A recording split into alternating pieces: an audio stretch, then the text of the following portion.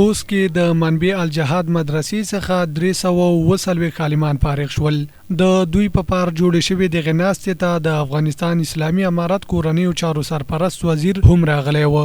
نو موري دغه کسانو په فراغت خوښي وښوده او له فارغ شو عالمانو یو غوښتل چې په راتلونکي کې د خپل مسولیت لمخې د زوریدلي ولس لپاره په پوره اخلاص خدمت وکړي. نو موري زیاته کړه چې ټول افغانان د هیواد په آبادولو کې باید لاسونه سره ورکړو او پښتا امکاناتو داسې خدمات وړاندې کړو څو د پردیو له مجبوریت د تل لپاره خلاص شوي وو. خپل امکاناتو په دې کې اچوي او داسې صحي کمیټې به جوړوي چې دغه مریضانو علاج موږ دلته په خپل ملکو وکړو. خوښه مې ده په دې به موږ تاسو عزم کړو داسې کارونه چې موږ بل ته مجبور کېږو. هغه مجبورۍ د وجې نه زما حریم زما ټوله په خطر کې لویږي، زما عزت په خطر کې لویږي.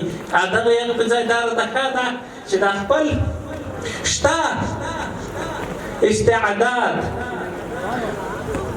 امکانات دغه په کار واچوي. بل خوا د کورنۍ چارو لومړي معاون محمد نبی عمری له فارغ شو عالمانو غوښتل چې د غستر مسولیت لمخې باید د هیواد خلکو په ذهني روزنه کې خپل مسولیت ادا کړي. عمری همدا شان ویل چې دوی بیان ازادي ته د اسلام په چوکاټ کې ژمن دي، نه هغه چې بې منطقه د نظام د تخریب هڅه کوي. امارات وخت ورکړی، فرصت ورکړی، باید د دغه فرصت نه ښه استفاده وکړي. نور د خلکو د ولس اذهان مشغوله نه کړي، نور د هغوی په عزت، د هغوی په عقیده، د هغوی په نظام باندې باید لوبې ونه وهي.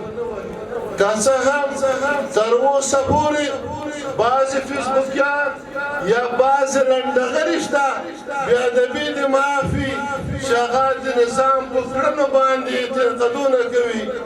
بیان د هر چا حق دی، خو هغه بیان حق دی، هغه ازادي د بیان مشروع ده چې په هغې کې توهین د مقدساتو نه وي. یو شمیر فارغ شو عالمانو په خپلو خبرو کې ویل چې دوی به له نن وروسته د ټولنې لپاره خدمت کوي. ماشومان او ځوانان به د اسلام ترڅنګ په وطني مینه روزي. دوی د اسلامي امارت له چارواکو غوښتل چې له مسلکي زده کړو او مدارسو څخه فارغ شو کسانو ته د کاري فرصتونه برابر کړي. ټول یو ملت خلک یو، بدل نه یو، ټول د محمود غزنوي بچون یو، ټول د شاه غازی امان الله خان بچون. دا وطن دی، د وطن د پر دفاع وکم، د وطن نه بسوتن کم، د وطن د بټولم د خدمات کما. د نیک وطن د شریکه سرویس سره جوړوي، اټول به جوړوي او مشورون لګیا دي چې خلک ته زمينه خبره برکې اګه د پروژې وي، اګه د هر قسم کې انجینر وي. ان شاء الله دا به دوی کولای شي دوی مساواده کړي دي.